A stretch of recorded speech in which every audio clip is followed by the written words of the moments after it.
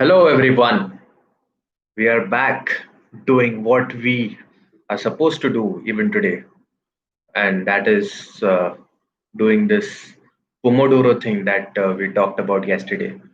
It's a 25-minute exercise where you try to do something and do invariably that you don't do anything else, and that is called the pomodoro technique, which is tomato in Spanish, if that is right. So yeah, like we discussed yesterday, we are going to talk in English just for 25 minutes at a stretch and doing nothing else. That is what we are going to do. We're going to talk about the happenings of yesterday that happened in the GABA test and how those things have been printed in the newspapers of today. Speaking of which, I bought a newspaper after a really long time, and I have unsubscribed to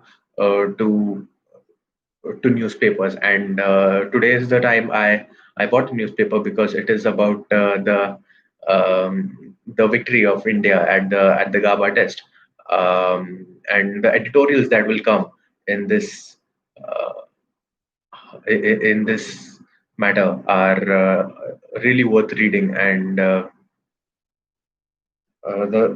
columns that will describe the match that happened yesterday.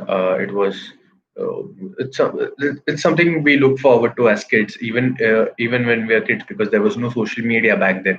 All the reaction, all the match reaction was either on the TV that happened after the match, which went on for hours, which felt like hours, and we didn't have the patience to watch the post match commentary. So what we relied upon was the sports section in the newspaper, and that was our main source of post match reactions of people and everything. We didn't have a strong internet in the early 2010s at home, so all the tweets used to feature on the back page of the sports section, and that is how we got to know the reactions of maybe Sachin Tendulkar, Michael Vaughan, now as opposed to now when where um, those reactions are just bombarded in your face via algorithm, and yeah, it was those were like simple, uncomplicated times. It feels like right now, but so yeah, I bought the newspaper for $7. Sadly, there is no Mumbai Mirror anymore. They have discontinued the paper due to financial constraints, and it is just a weekly Sunday newspaper now. I really hope we can contribute to keep good journalism like Mumbai Mirror alive and afloat, because that is what we need. We can't rely on NDTV or a Republic TV for our local news. We need a Mumbai Mirror, we need an Ahmedabad or a Goa Mirror um, or a Delhi Times or a Bombay Times if those times cover local news as as frequently as the Mirror does. Um, so yeah, I asked for the Mirror and there was no Mirror. Instead of that, there I asked for a Mirror and there was no Mirror. Instead, there was an Economic Times, which nobody ever reads. But surprisingly, even on the Economic Times, there was an ad on the front page of the Indian victory, which goes to show the magnitude of this victory, and and how important it is, not just as a national news but an international news too, that it is featuring in the front it's featuring on the front page of the Economic Times. Could this victory have implications on the in the business side, like stocks of certain companies going up or down? Who knows? Because there was a news where Rishabh Pant, who finished the game beautifully yesterday for India, he signed a new deal with the sports talent management company JSW, which also handles the accounts of Sakshi Malik and Bajrang Punia, the wrestler. So if the news of that deal went out, surely the stocks of JSW would have gone up. Um, and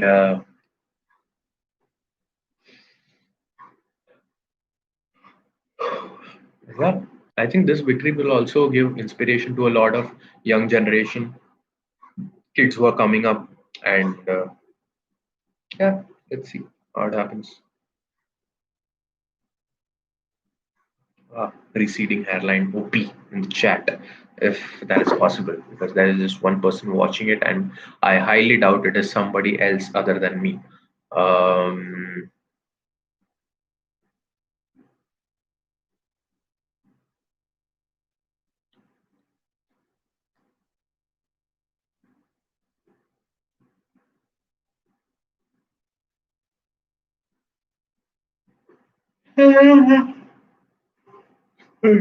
hmm. And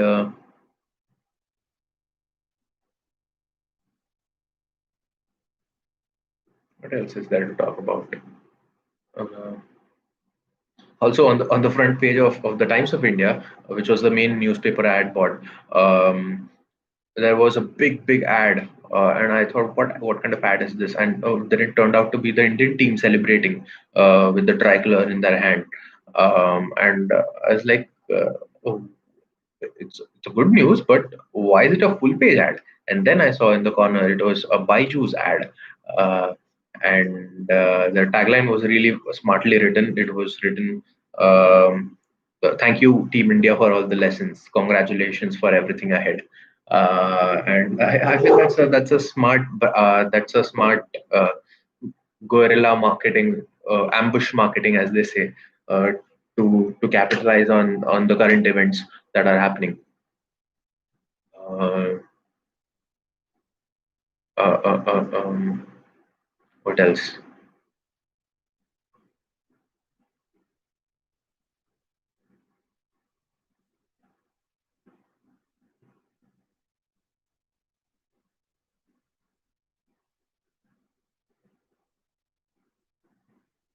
So it feels like I don't have anything to talk about today, but I will try to ramble about as much as many things that I can. Then I came back and I made myself lunch as is always the case. I made some great plain dal with a nice ghee tadka. I made some plain rice and a side of potato and tomato veggies, which have turned out great because I've used garam masala and coriander powder in that, along with a little bit of red chili powder, and it is tasting really good. It is really complementing the rice and dal really well, because there was in the last 2 days there was a lacking in the salt department when it came to the food, and that is being fulfilled beautifully by the potato vegetable that I did in the side. And there's a bit of it still left. Maybe I'll eat that in the evening when I get hungry. Till then, I'm pretty full because hmm, I had bread and some mayonnaise with that. Added a little bit of Szechuan sauce in it for adding a kick to it, and yeah, had like 4 slices of bread, which made me almost half full before starting my lunch, as opposed to the last 2 days where I would just attack the lunch directly and finish it all in one go, which I couldn't do today. After just 2 helpings of rice, I was like done. I was like completely done, and that is the thing. And what else? I have been invited to go to an outing this Sunday, and I wasn't really looking forward to socializing so early in the year, because I went to a great experience on the first day of this year. I don't know if we have talked about this or no, but. I went on paragliding expedition, a paragliding expedition, and that was also a great experience in itself. We had a vehicle and went all the top to the paragliding spot and did it, and it was great. The way the wind carries you in with it in whatever direction it goes, and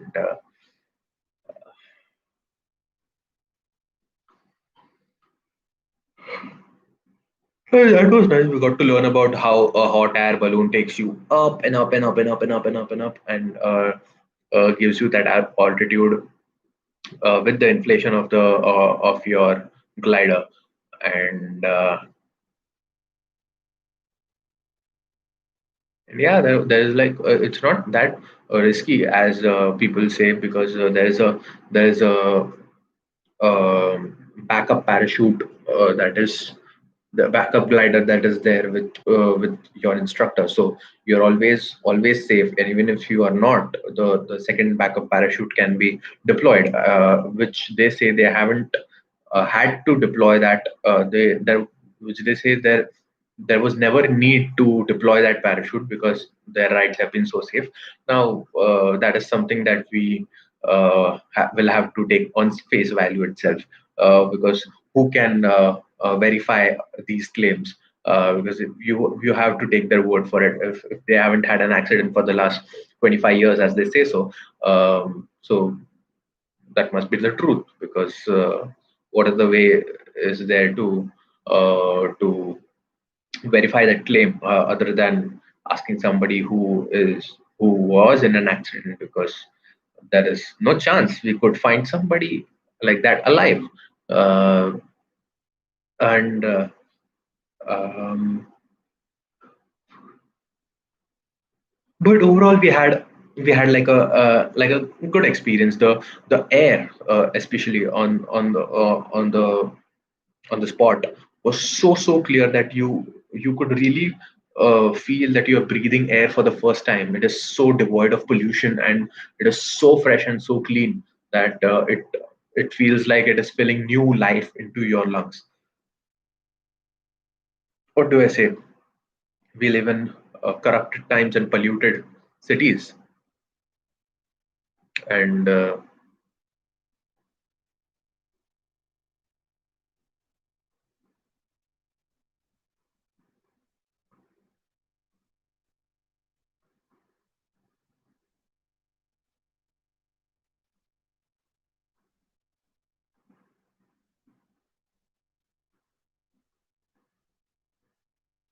what else? What else?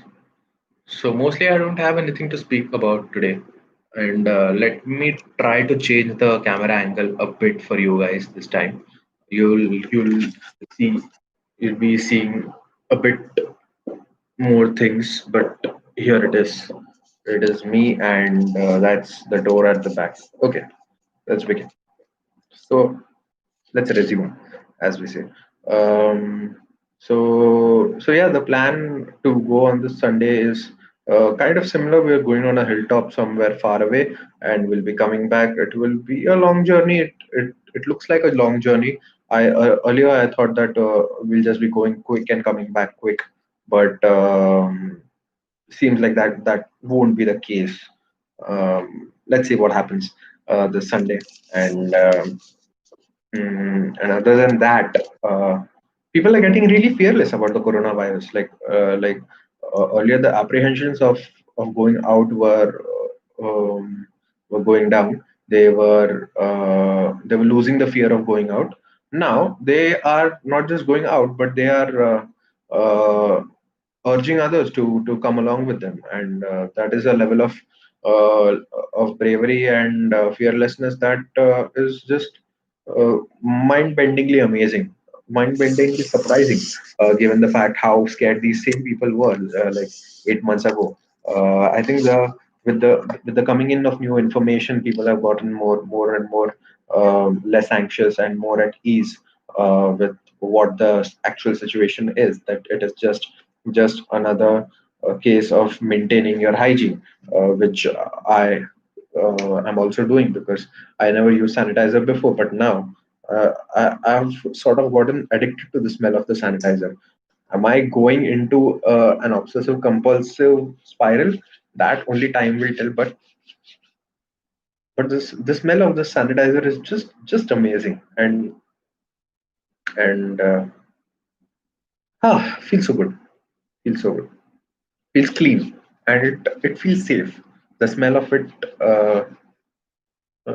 feels a bit safe, and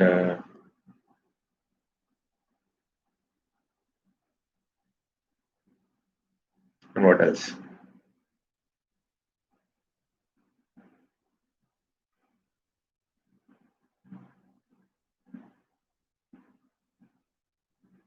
So we started reading the emotional intelligence book. We had read like 4 chapters of the part two of the book.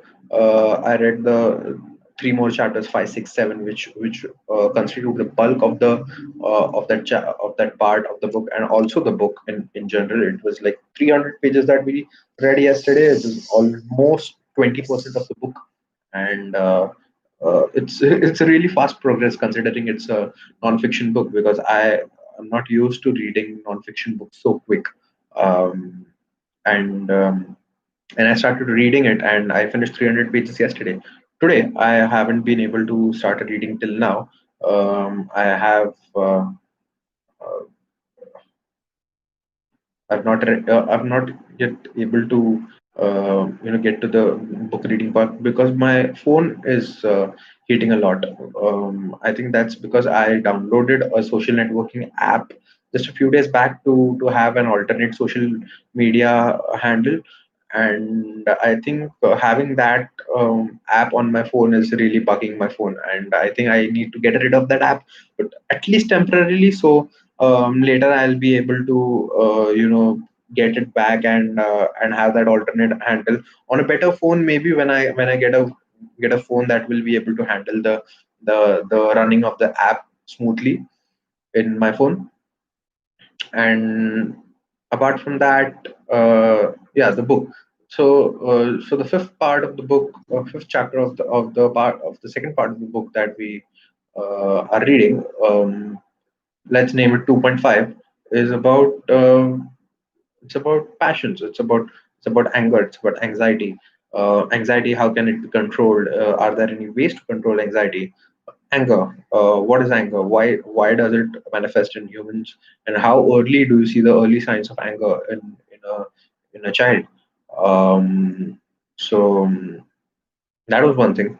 And for anxiety, they mainly said that anxiety is nothing but a never-ending spell of thoughts that are triggered by the amygdala, or the emotional part of the brain, which keep on telling you, feeding you lies, and telling you things, and keeping information away from the rational thinking brain, that is the neocortex of your body. The amygdala keeps feeding you lies like you are no good for this, you can't do this, and things like that, which also brings us to another aspect of emotional intelligence, which is just self motivation. How are you able to motivate yourself in the face of difficulty? How willing are you to keep going despite the obstacles in your way? And um, and uh, and that that that self motivation boils down to two things, that is hope and optimism. Hope is not some glimmering light at the end of the tunnel, like movies have advocated to us. It is more like um, the belief in your self ability to, and the will uh, to steer yourself through murky times. And optimism is just taking things in a just seeing things in a positive light. It is uh, they're not talking about just blind optimism, which is you are positive no matter what. That is not what it talks about.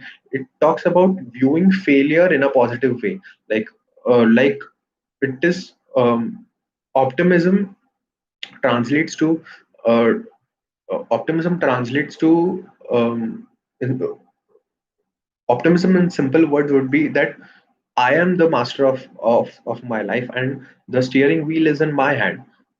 Pessimism is, on the other hand, is the belief that there is nothing in your hands and everything is up to fate, and there's nothing that you can do to change your plight, which which I am also guilty of at times. I will not lie. It talks about how optimism helps you perform better in whatever sphere of life that you are in. Like like if you are studying, or um,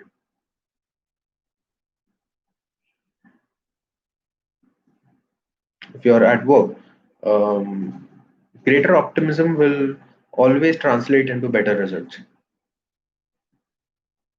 will always translate into better results. And uh, I need to start talking a bit with my exposing my teeth at the bottom, because I have noticed that when I try to hide uh, hide my teeth, I can't speak well. And as and when I start baring my teeth, I'm able to speak well, and it is something that I should be doing more often. But I have not been able to do that. But I am certainly taking those steps right now, and I think these are the small things that uh,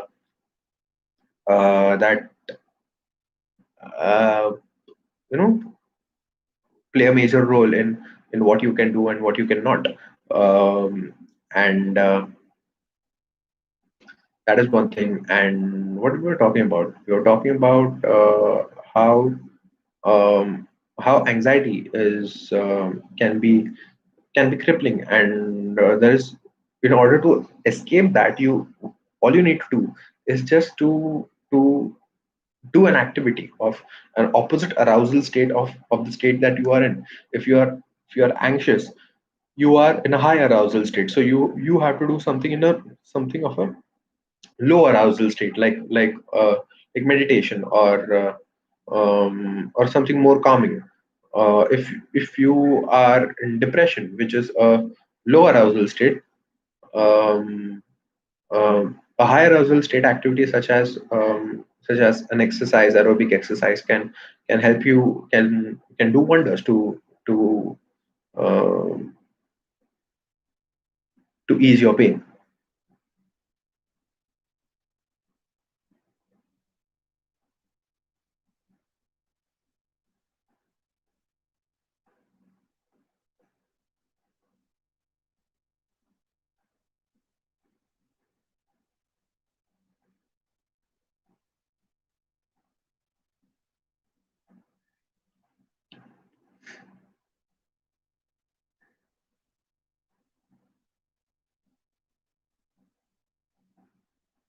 I'm really liking this exercise of the Pomodoro for 25 minutes, because the place where I come from, there is nobody with whom I can speak in English, um and this is something that I actually wanted to do for a long time, but somehow I couldn't get myself to do it, because I lived in a family, and now that I am staying alone, it has gotten much more easier to accomplish this Pomodoro thing, and just keep on yapping for 25 minutes in English, and just keep on building that confidence inside of me, that yeah, that I can do this, and it's not a tough thing for me to do.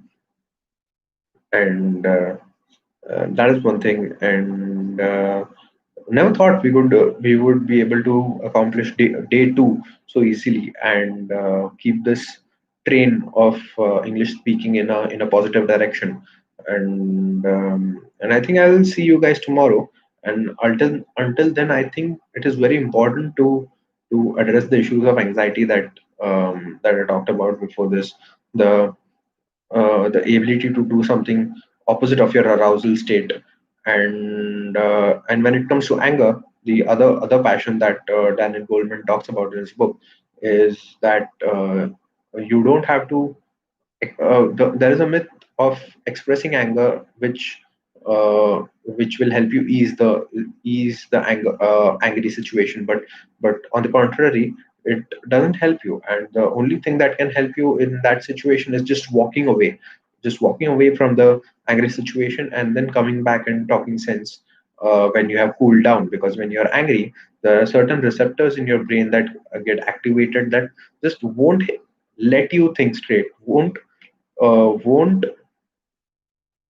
give access of information uh, to the thinking part of the brain, or the neocortex as they call it. So yeah, that is the thing, and we're done for today. Let's hope we have a great session even tomorrow. My brain is buzzing a bit with speaking all that English because it's not used to it, and it is kind of telling me what are you doing, and I think it is time to give it a little bit of rest, and not much. Not it will be not more than 24 hours, because we'll be back tomorrow and doing this Pomodoro part 3. Thank you.